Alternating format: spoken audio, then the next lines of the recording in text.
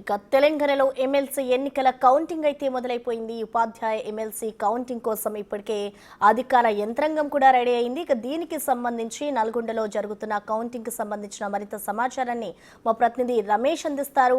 రమేష్,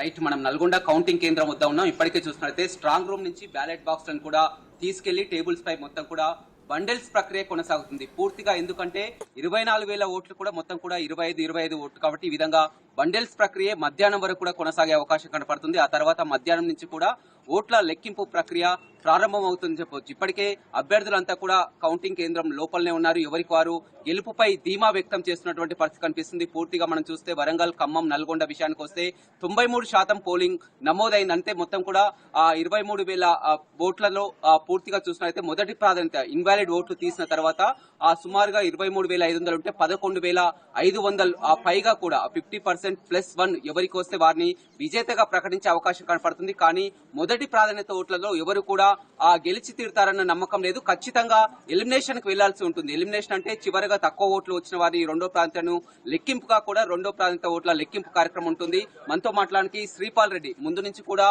ఎవరికి వారు ఎవరైతే ఉన్నారో సిట్టింగ్ ఎమ్మెల్సీగా ఉన్నటువంటి యూటీఎఫ్ నర్సిరెడ్డి కానీ, శ్రీపాల్ రెడ్డి కానీ, పూల రవీందర్ కానీ మాదే గెలుపని ఎవరికి వారు అంచనాలు వేసుకుంటున్నటువంటి పరిస్థితి కనిపిస్తుంది. పిఆర్టీ అభ్యర్థి శ్రీపాల్ రెడ్డి ఉన్నారు. చెప్పండి, మొదటి నుంచి కూడా ఎంతో కాన్ఫిడెన్స్ గా కనిపిస్తున్నారు, ఏంటి? ఖచ్చితంగా అండి, ఎందుకంటే ఇది ఉపాధ్యాయుల ఆత్మగౌరవానికి సంబంధించిన ఎన్నికలు.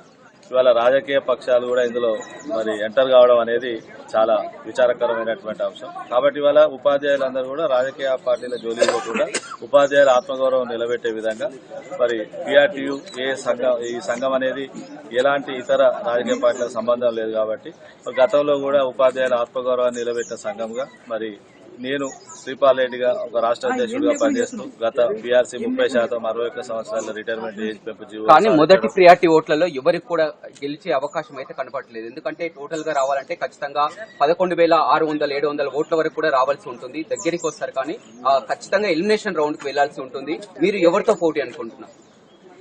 ఖచ్చితంగా అండి, ఇప్పుడు నేను మొదటి ప్రాధాన్యత ఓట్ల లెక్కింపుతోటే విజయం పూర్తయిందని భావిస్తా ఉన్నా. అలా జరగకపోయినా సమీపంగానైనా ఉంటాం. రెండో ప్రాధాన్యత ఓట్ల లెక్కింపులో కూడా ఖచ్చితంగా ఉపాధ్యాయులు నా వైపే తీర్పిస్తారని నేను 100% ఆత్మవిశ్వాసంతో ఉన్నాను. మీరంతా కూడా పిఆర్టీ నుంచి ఉన్నారు కాబట్టి అన్ని సంఘాలు, ఎందుకంటే బీజేపీ నుంచి సర్వోత్తమ్ రెడ్డి కానీ, హర్షవర్ధన్ రెడ్డి కానీ, శ్రీపాల్ రెడ్డి కానీ, పూల రవీందర్ కానీ వీరంతా పిఆర్టీ సంఘాలకు అనుబంధం గతంలో పనిచేసిన వారు కాబట్టి ఖచ్చితంగా తమకు లాభిస్తుందని సిట్టింగ్ ఎమ్మెల్సీగా ఉన్నటువంటి యూటీఎఫ్ అభ్యర్థి నర్సిరెడ్డి ధీమా వ్యక్తం చేస్తున్నారు. ఏమన్నా దీంట్లో వాస్తవం లేదండి. గతంలో కూడా ఎన్నికలు జరిగినప్పుడు ఇట్లా రెబల్స్ పోటీ చేశారు. అప్పుడు కూడా ఉపాధ్యాయులు స్పష్టంగా తీర్పిచ్చి మ్యాండేట్ ఎవరికైతే ఇచ్చారో వాళ్ళనే గెలిపించడం జరిగింది. ఇప్పుడు కూడా అదే పరిస్థితి ఉంటుంది. ఖచ్చితంగా వాళ్ళు నిలబడ్డది వేరే పార్టీ నుంచి, వేరే సంఘాల నుంచి నిలబడ్డారు. పిఆర్టీ సంఘ అభ్యర్థి ఎవరనేది ఉపాధ్యాయులు ఖచ్చితంగా. మరొక అంశం కూడా ఎన్నికల్లో ఎప్పుడు లేనంత విధంగా బీసీ అంశం చర్చకు వచ్చింది. బీసీ అంశంతో పూల రవీందర్ పోటీలో ఉన్నారు. ఖచ్చితంగా గెలిచి తీరుతామన్నటువంటి ధీమా.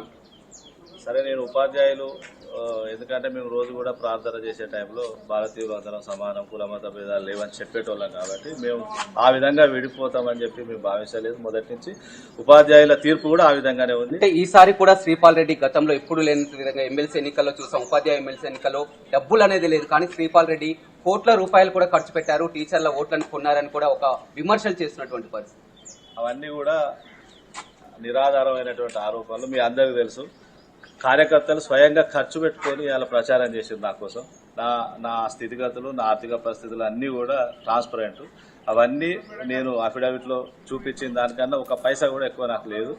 ఇవన్నీ కూడా ఖర్చు అనేది పెడితే మీకు కూడా తెలుస్తాయి కదా, దాన్ని బట్టి మీరు అర్థం చేసుకోండి. ఖచ్చితంగా గెలుస్తా అని ధీమా వ్యక్తం చేస్తున్నారు. మీ పోటీ ఎవరితో ఉంటుంది? పూల రవీందర్తో ఉంటుందా, నర్సిరెడ్డితో ఉంటుందా, ఎవరితో ఉంటుంది అంటున్నారు?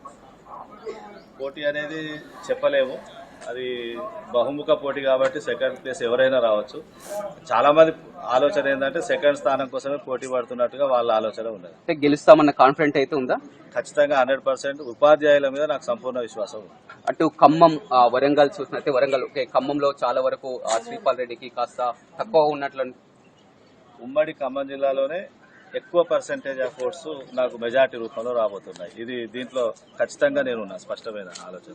రైట్, చూడొచ్చు ఇప్పటికే అభ్యర్థులు మాత్రం ఎవరికి వారు గెలుపుపై ధీమా వ్యక్తం చేస్తున్నటువంటి పరిస్థితి కనిపిస్తుంది. ఫస్ట్ ప్రియారిటీ ఓట్ల పూర్తి కావాలంటే సాయంత్రం 4 గంటల వరకు కూడా సమయం పట్టే అవకాశం కనపడుతుంది. 4 గంటల సమయం తర్వాత కూడా ఫస్ట్ ప్రియారిటీ ఓట్లు అంటే ఇన్వాలిడ్ ఓట్లు తీసిన తర్వాత పోల్ అయిన ఓట్లలో 50%+1 గా ఎవరు వస్తే వారిని విజేతగా ప్రకటించే అవకాశం కనపడుతుంది. ఒకవేళ 50+1 రాకపోతే కోటా పూర్తి కాకపోతే ఖచ్చితంగా ఎలిమినేషన్ ప్రక్రియ ఉంటుంది. ఎలిమినేషన్ ప్రక్రియ తర్వాత కూడా రెండో ప్రాంత ఓట్లు లెక్కిస్తారు. ఏదేమైనప్పటికీ కూడా అర్ధరాత్రి వరకు కూడా కొనసాగే అవకాశం కనపడుతుంది. అభ్యర్థులు మాత్రం ఎవరికి వారే గెలుపుపై ధీమా వ్యక్తం చేస్తున్నటువంటి పరిస్థితి అయితే కౌంటింగ్ కేంద్రం వద్ద కనపడుతుంది. Thank you Ramesh.